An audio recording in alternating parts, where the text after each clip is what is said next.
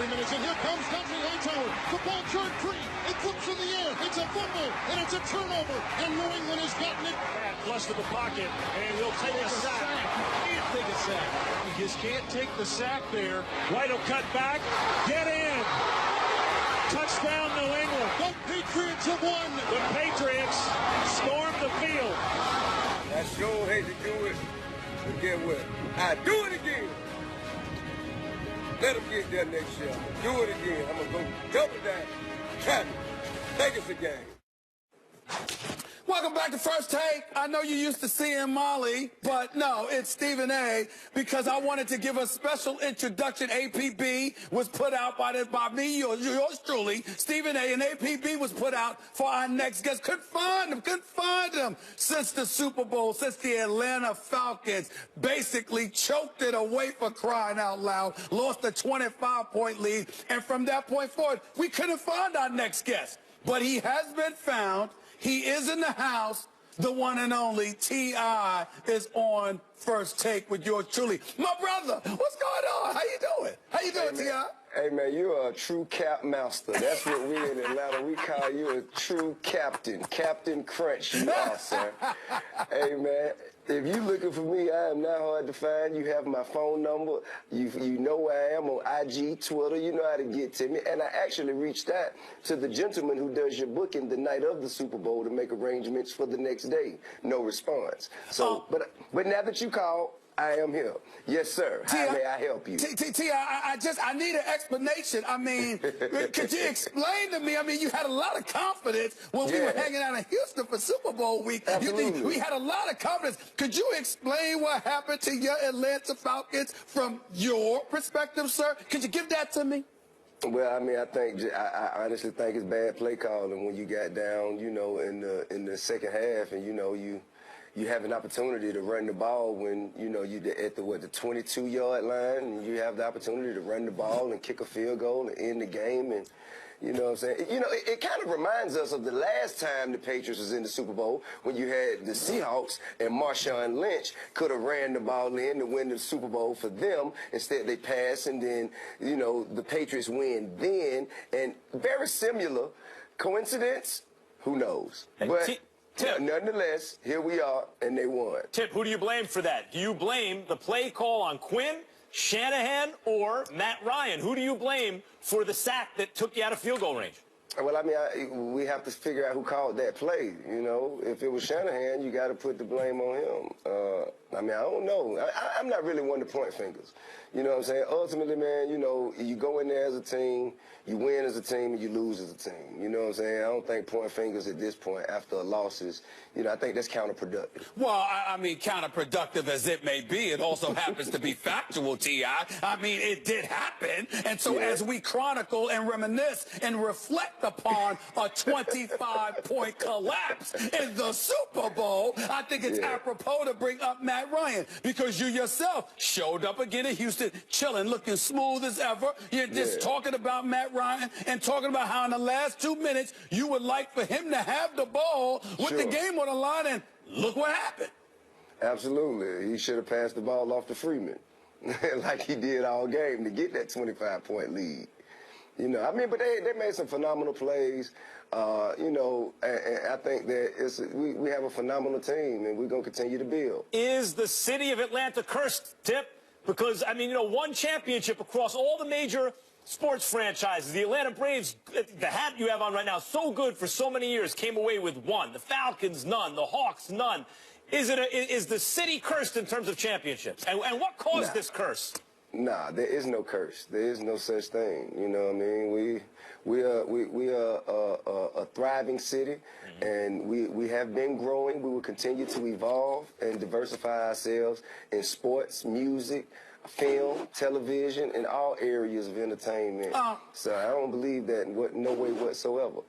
T.I., you know, what's up? You my man, we go back a little ways and stuff. And I guess what I'm wondering about. I mean, you look so composed and everything is blasé right now. It's a few weeks later. I get that. But could you take us back to the immediate aftermath of the Super Bowl loss and what was like life for you at that particular moment? Could you paint a picture for us?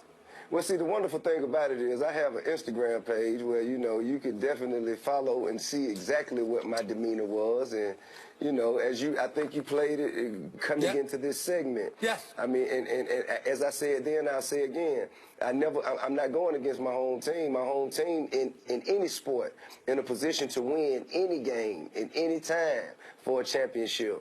I'm going to be as confident, and I'm going to be behind them 110%. This time, that time, and every other time. What is the state of sports in Atlanta right now, Tim? If it's no curse and everything's, you know, going in the right direction, what's the state of the major sports franchises in Atlanta? I mean, I think that we're rebuilding. I mean, we're continuing to grow as a city, and every team in every sport is also continuing to grow. Well, you know what I don't like about that answer with you, T.I.? I mean, if you look at damn, all you had to do was run the ball, and That's you're right. a champion. So when you talk about rebuilding, next time you run the football, that seems to be all you would need, wouldn't you say, based on what you see? Well, I think, you know, you definitely have to get there again, and you definitely don't make the same mistake twice. But, I mean, there are no excuses. You know, you have an opportunity to win, and those who are the most prepared come away with the victory, and those who are not, you know, they go home and they rebuild. So right now, we're rebuilding. So, Tip, are you over it? Are you over it, man? Are you? Yeah. I mean, well, you know. Tell the truth, man. You're not over it. Never get over that. Come on. I mean, you can't completely be over it, but you cannot dwell upon the past to the point where you can't see what's in the future. You got to move forward. Listen, a very, very healthy perspective. I'm so touched by your boys. I must admit this. But I mean, before I let you get on out of here, T.I., are you just willing to say it on camera? Stephen A., you got me here, bro. I didn't see this coming. Are you willing to say that? Because I did tell you Tom Brady was going to do some damage, and he passed for damn near 5,000 yards. I mean, are you willing to acknowledge that now that you had an opportunity to reflect? Well, I mean, it's a phenomenal performance by Tom Brady, a phenomenal performance by the Patriots, and there was a second half blunder. There was a meltdown by my team, but we are in no way broken down by it. We will continue to rebuild. Are you still going to allow Atlanta Falcons to roam the streets of Atlanta, considering how they blew this in epic fashion? I mean, do they get to hang out with T.I.? I mean, is that what they do now? I mean, can they do that still? No comment. Tim, before we let you go, though, obviously you guys have all the talent in the world, but just ask the Panthers, the Super Bowl hangover is real. What % chance do you think they get back to the Super Bowl next year?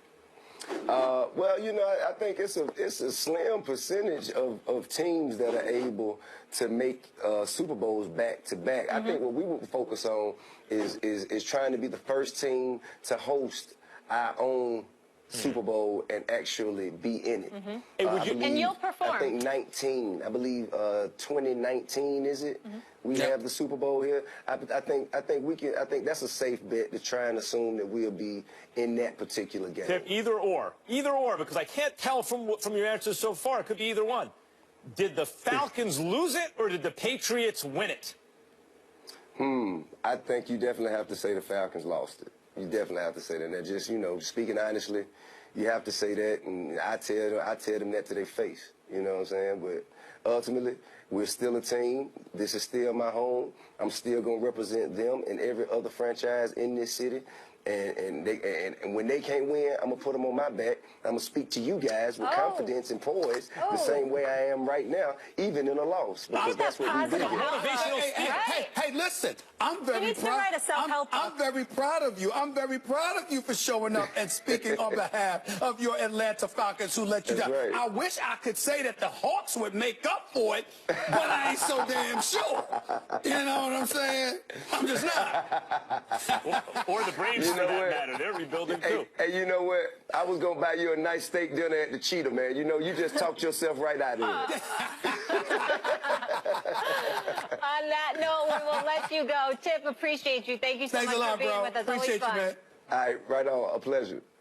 Coming up, one NFC East star was tagged in the...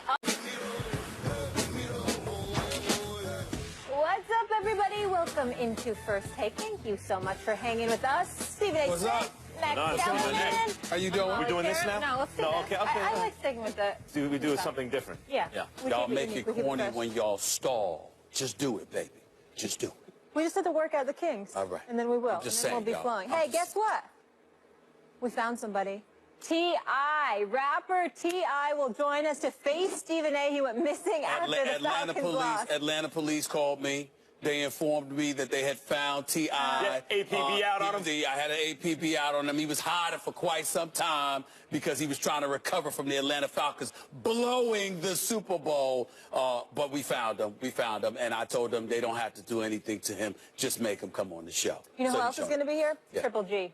Heard the dude's pretty good. He's going to talk about his next fight and his pick in Mayweather-McGregor. Looking forward to that. But we start with Antonio Brown. The man got paid. Dinner is on him. The Steelers agreed to a 4-year, $68 million extension with Brown, according to our Adam Schefter, making the Facebook Live star the highest paid wide receiver based on yearly salary in the NFL at $18.5 million per year for the next 3 years. The next 4 highest paid wideouts are A.J. Green at $15.9, Julio Jones at $15.7 million, Dez Bryant 15, and Demaryius Thomas 14.5. Max, does he deserve to be the highest paid wideout in the NFL? Deserve's got nothing to do with it, as Clint Eastwood said in Unforgiven. Deserve's got nothing to do with it. The most talented guy who's up latest, whoever's contract is up now, sets the market. Here's the thing.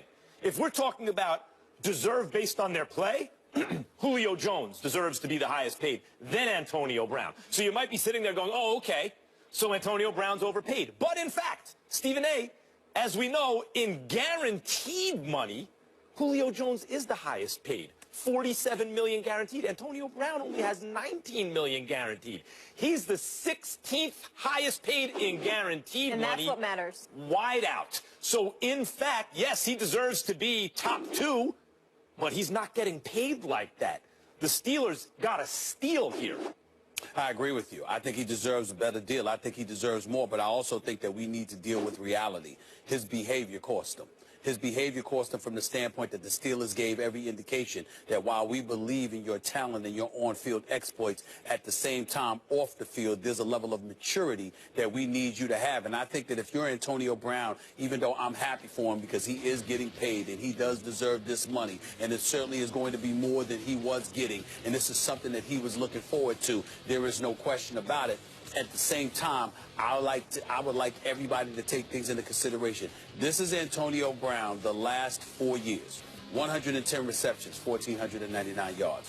129 receptions, 1,698 yards. 136 receptions, 1,834 yards. 106 receptions, 1,284 yards. When you consider those numbers, and then you take into account the guaranteed dollars that Max just elocuted to our national audience, you have to step back. If you are a football player and you got a modicum of sense in that thick head of yours, you've got to step back and say, wait a minute, this brother flat out balled.